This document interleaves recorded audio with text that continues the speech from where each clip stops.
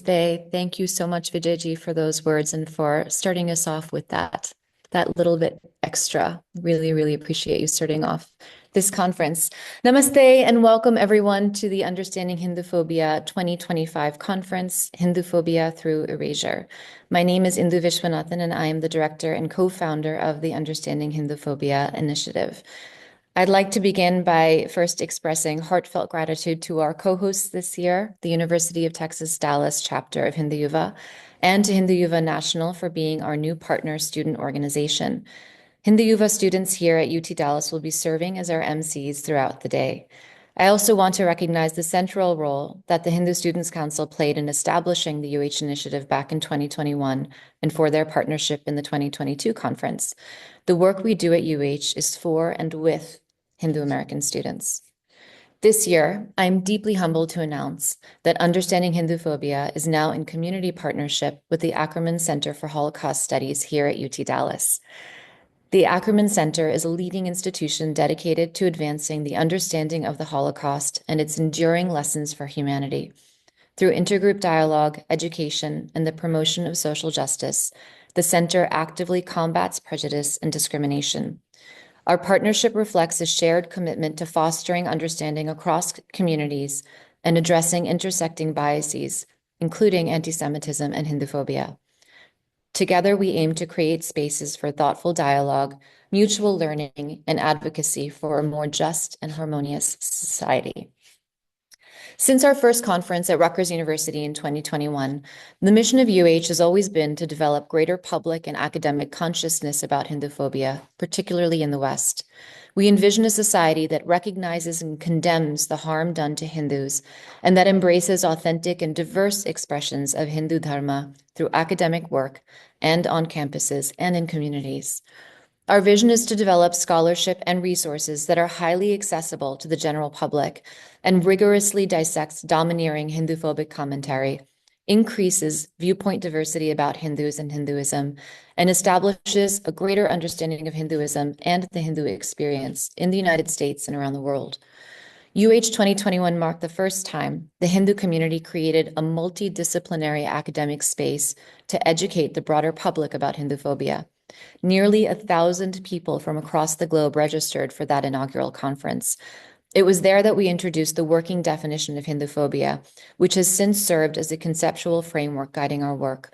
I encourage everyone watching to familiarize themselves with this definition, available on our website at understandinghinduphobia.com.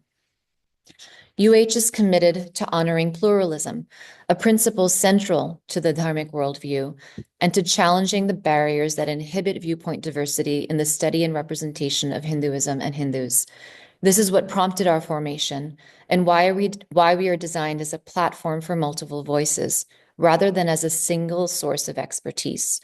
Throughout today, you'll see a multitude of voices representing different perspectives and approaches to addressing the theme of Hinduphobia through erasure. During session 2, you'll have the opportunity to learn how erasure impacts other communities. UH has always welcomed and honored the perspective of our allies, seeking to learn from and with them from a stance of humility and openness, values rooted in both Hindu and American traditions of education and community building. Unfortunately, the most powerful barriers to pluralism and viewpoint diversity are often the people and institutions that we entrust with the great responsibility of upholding democratic values and shaping public imagination. Too frequently, we encounter carefully curated narratives designed to manufacture consent and stoke collective moral outrage, often detached from factual accuracy, and often recreating the very issues they claim to abhor. The implicit and increasingly explicit message we hear is, if you are a good person, then you will only believe what I am saying. Whether this arises from moral fervor or malice can be difficult to ascertain, but the impact is the same: authoritarianism. As Hindus are well aware, Hinduphobia and authoritarianism can emerge from any point along the political spectrum. A core driver of Hinduphobia is a self-reinforcing narrative we refer to as the endogenous cycle of Hinduphobia, a framework my co-founder Parth Parihar and I developed during the UH 2022 to describe a pervasive circular logic. This cycle rests on three interlinked premises. A, Hinduism is inherently oppressive, regressive, and irredeemable. B, calling for the external reformation or destruction of Hinduism is a moral imperative. C, anyone who disagrees with A or B seeks to uphold and camouflage the allegedly inherent oppressive, regressive, and irredeemable machinations of Hinduism. This cycle is sustained through various mechanisms, but today's focus is one of its most insidious tools, erasure. Erasure is not just about the absence of something. It is about the deliberate or systemic omission of certain voices, histories, and identities. It's the textbooks that gloss over Hindu contributions to human civilization, the media portrayals that ignore other Hindu perspectives, and the academic frameworks that treat Hindu experiences as peripheral or even suspect. Erasure manifests in subtle ways. Think of the times you have heard people say they prefer using the term Vedic instead of Hindu because they are uncomfortable with the politics of the latter, and using the term Vedic provides them supposedly neutral access to the knowledge traditions our ancestors stewarded and fought with their lives to preserve. These erasures create a reality in which Hinduism and Hindus are either invisible or visible only through distorted lenses. But how does one gather empirical evidence of something that thrives on absence? How do you measure what has been deliberately left out? These are the challenges that UH 2025 seeks to confront head on. Our presenters have worked tirelessly to unearth, analyze, and articulate these hidden dynamics. Their efforts reflect not just academic rigor, but also profound personal courage. It is one thing to notice Hinduphobia. It is another to dissect the very structures that perpetuate harm against your community. This work requires us to be yogis. This is the spirit of this conference. UH 2025 is not about stoking moral outrage. Notice we didn't call it the Dismantling Global Hinduphobia Conference. You will not hear angry rants or personal attacks. There will be no doxing or calls for harm against any group. We are committed to fostering a space for honest inquiry and respectful dialogue. While the topics we explore today are deeply personal and may evoke strong emotions, we ask that all participants engage with sincerity and kindness. Our presenters have invested significant time, thought, and heart into their work. Let's honor that. This conference is a place for calling in, for seeking understanding, and for collective learning. What you will hear today represents the dedication of Hindu students, community leaders, parents, educators, advocates, and allies who have chosen the difficult path of illuminating uncomfortable truths. These are people who have taken the time to analyze patterns of harm, articulate their findings with passion, dispassion, and compassion, and share them with you today. We hold this space in the spirit of Saraswati Ma, the light and beauty of knowledge that dispels the darkness of ignorance and small-mindedness, the immense potential within each of us to spark new knowledge and new understanding so that we may work together towards a truly pluralist society that embraces all people and all traditions with compassion, awareness, and peace. Thank you for being here.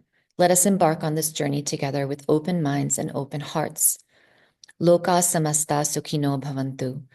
May all beings everywhere be happy and free, and may the thoughts, words, and actions of my own life contribute in some way to that happiness and to that freedom for all. And now it is my pleasure to turn over the mic to Pranav Patel, the president of Hindu YUVA at UT Dallas.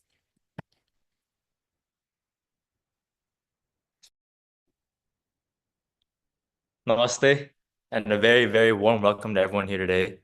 Again, I'm Pranav Patel, and as the president of Hindu YUVA UTD, it is my honor to help open this important conference on understanding Hinduphobia.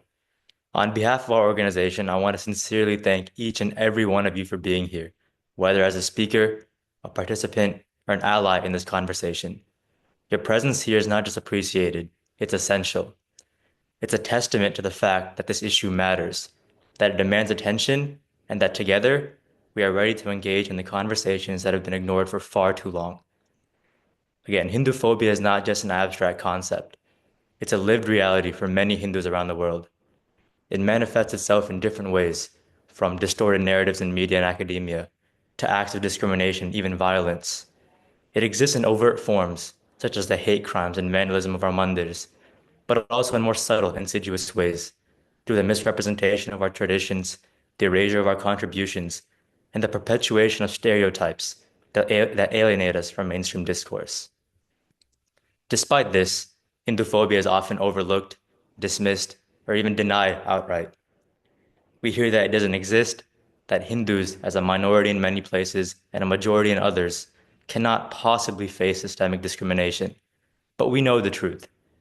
We see it when our festivals are misrepresented, when our sacred symbols are appropriated or vilified, when our history is rewritten to fit a narrative, and we feel it when young Hindus are made to feel ashamed of their identity, afraid to practice their faith openly, or pressured to distance themselves from their roots. This is why this conference is so important.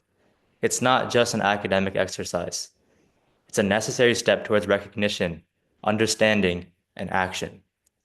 Today, we're coming together to define Hinduphobia, to examine its impact, and discuss how we can confront it.